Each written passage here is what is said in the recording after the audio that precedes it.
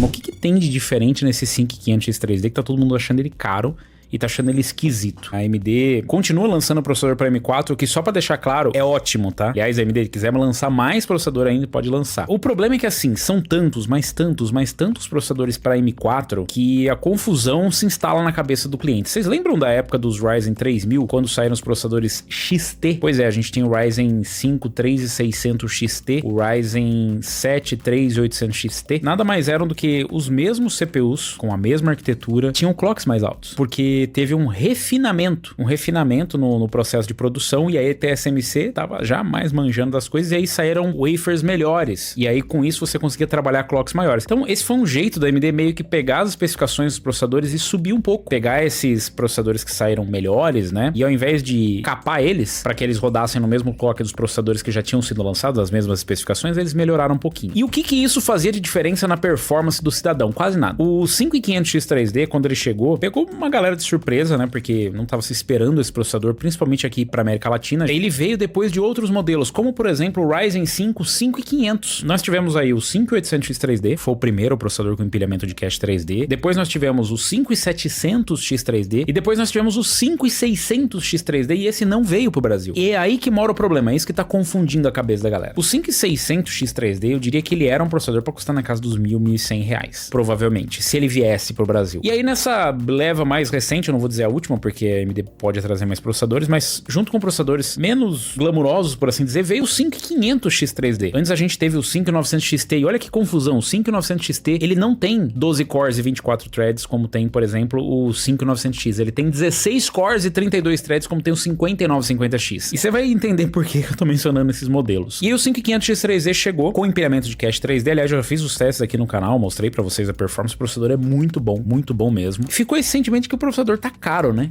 Só assim, pô, mas esse 5500 tá caro, bicho. Tá caro, porque, pô, um pouco menos aí eu compro um 5600 GT, um 5600 GT, ou seja, ele é Grand Tour, ele é esportivo esse processador, ele é muito bom, não tem por que eu comprar 5500X3D, porque o 5600 é um 5500 no fim das contas, né? É igual, 6 cores, 12 threads e tal. Não! E olha só que negócio louco que virou isso aí. Esses processadores não são todos iguais, apesar deles, todos eles serem 5500 ou 5600. E aí essa percepção de valor do produto, ela fica completamente perdida, né? E eu consigo entender o consumidor que fala, pô, mas tá caro R$1.000, ou seja lá, R$800, R$900, um 5500X3D. E eu acho que ele deve estabilizar até em preços menores, porque as informações que a gente tem é que esse processador vai ter uma quantidade muito boa mesmo. O que acontece é que o 5500X3D ele foi percebido como um 5500 com empilhamento de cache 3D. Isso para quem tem um pouco de conhecimento. Para quem tem zero conhecimento, o que você olha?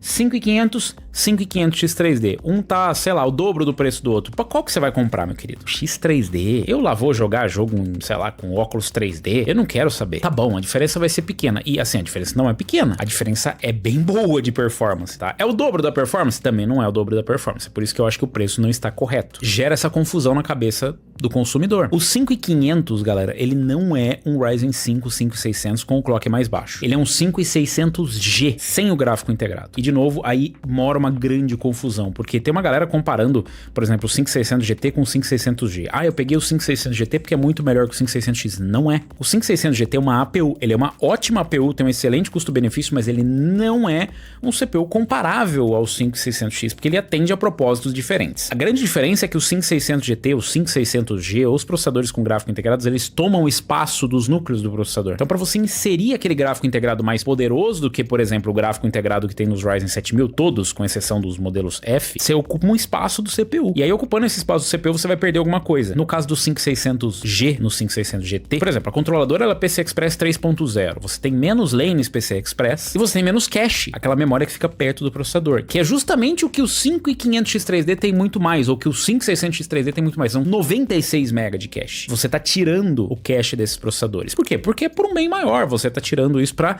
compartilhar um espaço com uma GPU integrada, que vai ser muito mais útil para quem tá jogando no gráfico integrado. Enjoei de ver um monte de gente falando, nossa, mas o 5600 GT é muito melhor. Ele é um bom, mas não é comparável. Então não faz sentido você comparar o 5500, o 5600 GT, o 5600. Essa galera toda não é comparável. As APUs são uma solução para um outro momento, para uma ocasião onde você não tem placa de vídeo, você pretende fazer um upgrade futuro ou coisa do tipo. O 5500 ele é um 5600G sem gráfico integrado. O 5600G tem gráfico integrado. O 5500 é o mesmo processador sem o gráfico integrado. Porém, o gráfico integrado do 5500 está desativado lá dentro. Então, fisicamente, ele é o mesmo CPU, o mesmo processador, mas é o mesmo CPU. Então, o CPU, ele tem menos lanes PCI, ele tem PCI Express geração anterior. E o principal é que ele tem menos cache. Então, primeiro, você não vai rodar as placas de vídeo PCI Express 4.0, mesmo que você tenha uma B550. E eu vejo muita gente desesperada por comprar uma B550 com um Ryzen 5500 e não vai fazer uso, porque o 5500 é PCI Express 3.0, não é 4.0. E se você tiver placas de vídeo com principalmente 8 GB ou menos e que sejam PCI Express 4.0, X8 ou até X4, você vai perder performance. Vai piorar ainda mais a situação. Existem essas limitações do 5500. E aí eu entendo quando as pessoas simplesmente olham assim e falam, pô, mas aí o 5500 X3D não vale isso. Tá caro. Faz sentido que você fala, pô, mas o processador com todas essas limitações, com PCI Express 3.0, só que ele não é um 5500 com empilhamento de cache 3D, ele é um 5600 com empilhamento de cache 3D com clocks mais baixos. Olha que loucura. Então, ele é um processador que tem um valor mais elevado já por natureza. É um processador bem mais capaz, é um processador com mais capacidade de processamento, é um processador com PCI Express 4.0, com as lanes completas e com muito mais cache. Então, ele vai ter uma performance melhor em jogos, mas não só em jogos, é claro. Em qualquer situação que faça diferença, essas características que ele tem. Por exemplo, eu quero uma placa de vídeo PCI Express 4.0, vai funcionar em 4.0. Eu quero um armazenamento PCI Express 4.0, vai funcionar em 4.0. Tá comprando uma B550, aí você vai ver o uso dessa placa-mãe. Não quer dizer que não dá pra você usar numa B450, dá, mas você vai ver o uso disso. A AMD, ela acabou sendo vítima de uma quantidade absurda de processadores que ela mesma lançou. Realmente parece que não planejaram isso. Você poderia falar assim, nossa, a AMD fez tudo isso